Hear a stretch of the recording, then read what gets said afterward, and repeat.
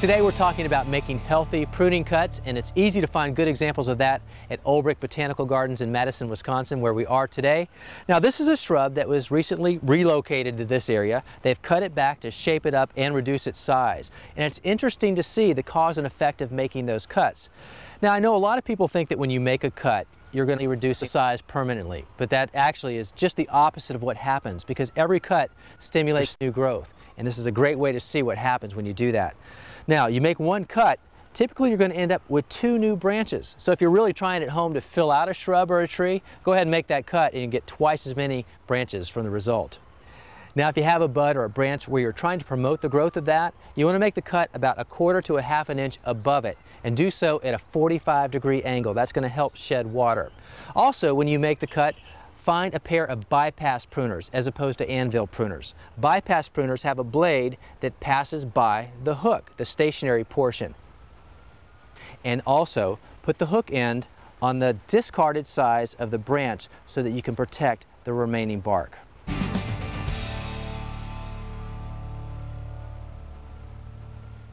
When it comes to making healthy cuts at home, you can probably get lots of practice with the shrubs around your house. I know I do at mine.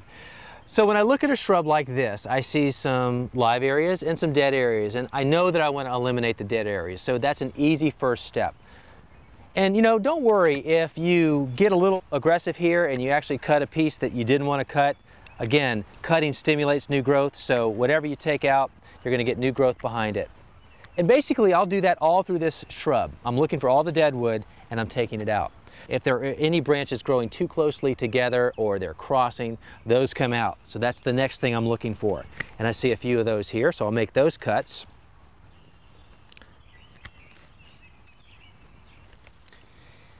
Once I do that, the next thing I want to do is maybe shape it up. And remember, for every one cut I make, I'm going to get probably 2 new branches coming up. So it's a good opportunity to get this looking just the way you want it.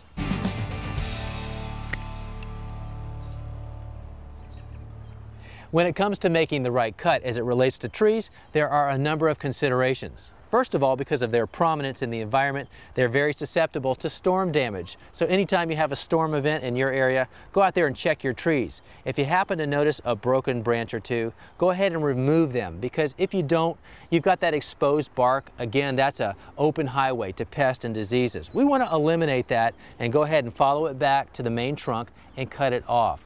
Now, if we don't do it, there's something that happens, and it's called a water sprout. That's some natural growth that comes from just below the wound. That's the tree's desire to go ahead and send out some new growth to replace the damaged area. But that new growth is never attached very strongly, so that's not going to do you any good either. So you might as well remove that while you're in there looking around. The other thing we want to consider are those inward growing or crossing branches. This is a good example of that because there are both things going on here. You've got a branch growing inward towards the center on that, and a branch growing inward there. In addition to that, they're crossing. So this is an easy one. Both of these have to come out. Now, as you survey your landscape, there's something else you should be looking for when it comes to making healthy cuts with your trees. Look for those trees that have a secondary or competing leader. Now, there are a number of trees that have this. Hemlock come to mind.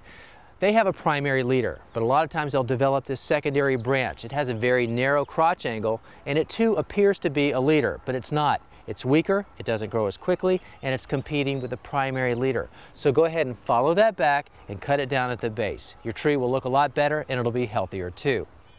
Now, similar to secondary leads, be on the lookout for narrow crotch angles. These are branches that are growing almost vertical. They're never attached as strongly to the main lead. So go ahead and follow these back and make the cut. When it comes to making healthy cuts, it starts with having the right tool. And when we're talking about tree branches, the best tool for that is a pruning saw like this. Now, there's a very simple technique involved for making the right cut. Come out from the main trunk about 6 to 12 inches. And your first cut is an undercut.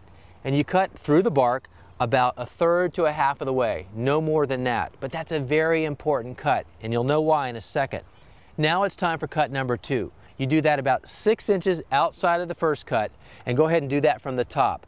Now you can try to cut all the way through, but that's not going to happen. Before you get all the way through, that branch, the weight of it is going to break away, and with it, it's going to take the bark. Now the bark would normally go all the way to the main trunk and tear down the trunk, But because you made the first cut, that very important first cut, it's going to stop that bark tear, and that's what it's all about. And for the final cut, number 3, you only have about a 12-inch piece of branch here. You can cut all the way through that from the top. Now what you're looking for is the branch collar. That's the flare where the branch joins the main trunk. But because it's only about 12 inches, cut all the way through. The weight won't be an issue. You'll have a clean cut and a healthy cut too. Now this is a great looking hedge, and one of the reasons I love it so much is that it's full from top to bottom. Now perhaps around your house you've seen hedges that are really full at the top, but at the bottom not so much. Pretty sparse. You even see all the branches and the legs. You don't want that, and there's a reason why that happens. It's because somebody comes along and they cut across the top and give it a nice haircut, but we know by making those cuts we're generating new growth. But that new growth comes at a cost. And that cost in this case is that the sun is not able to get down low because of all the new growth. So you have all this lush growth going on up top, but not much going on down low. So the way around that, next time you make a cut, go ahead and make the bottom part a little bit wider than the top, and you're going to get a full plant from top to bottom too.